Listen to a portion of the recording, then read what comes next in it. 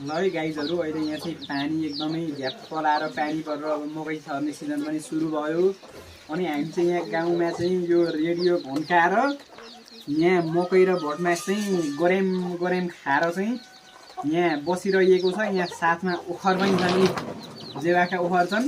मेरो पछाडि हाम्रो युसफ भाइ छ। अनि अब यसो गर्ने मकै झ्याप्प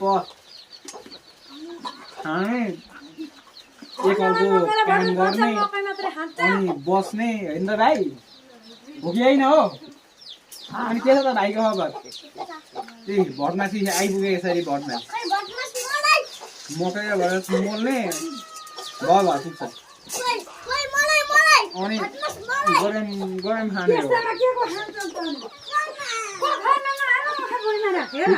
ल के छ आइस अनि?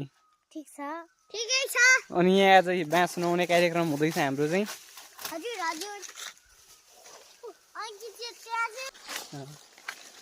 यो चाहिँ हाम्रो भाइ हो, चकचके भाइ। कहाँ लड्छ छ अहिले? त्यहाँ चाहिँ बाँस यसरी नुहाउने कार्यक्रम भइरहेछ।